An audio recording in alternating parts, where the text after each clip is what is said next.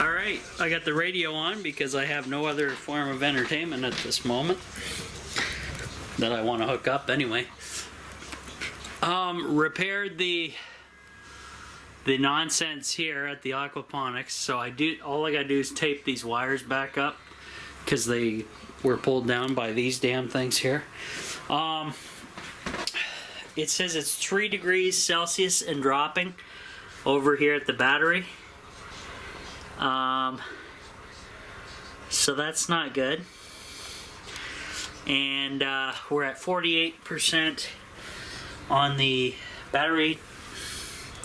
This thing's still on high. I'll just run it till the battery dies. And we're getting pretty warm back over this way, which is good. 44 degrees Fahrenheit or 6.7 degrees Celsius, and the humidity's falling. Check the wood stove here first. We'll see what's cooking. Oh yeah, we got some stuff cooking in there. I got it wide open because I'm just burning off anything in the chimney, any creosote or any crap. The turbine, oh, it just turned on. I tweaked it again, so I had it set so the loads would come on at 13 volts. That didn't work out too well, so I dropped it down to 12.5 for loads to kick on, and then at 12.1 the loads will shut off to save the battery.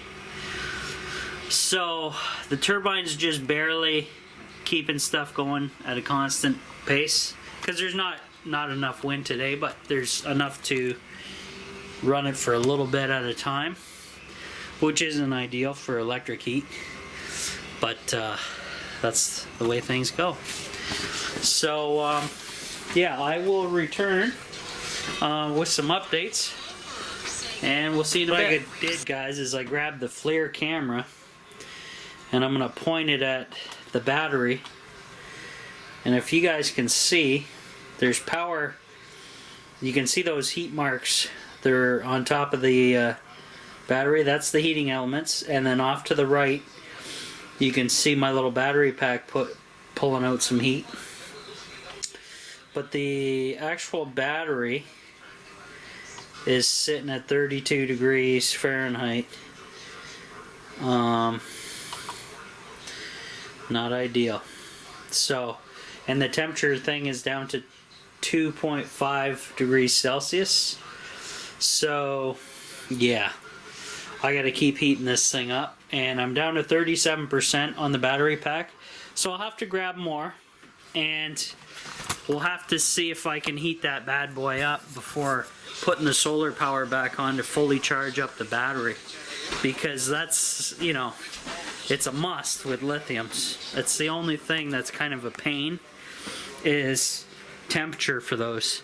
So I'm sure in the next generation of lithiums they'll eventually make one that's kind of bulletproof, where temperatures don't matter, etc., etc. I'm sure they're already out there. They got like salt batteries and all kinds of weird stuff now. So yeah.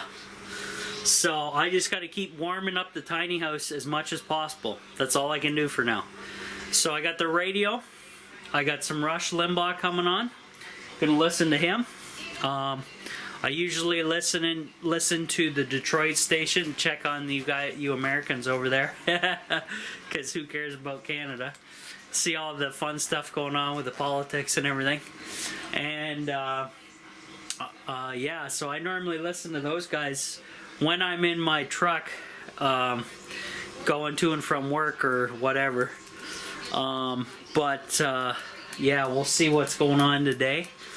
But yeah, hopefully we get some heat moving in here. It's feeling nicer in here. The floor is still freezing though, and I have my slippers on. Oh boy. Oh boy. Alright guys, I'm just going to top up the fire. I damped it down to about 1/4 up here. This is still full. And we'll see what it looks like. Not too shabby.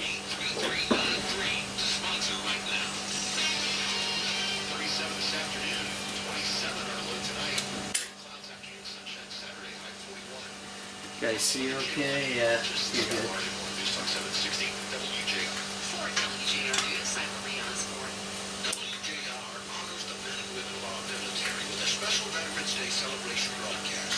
There we go.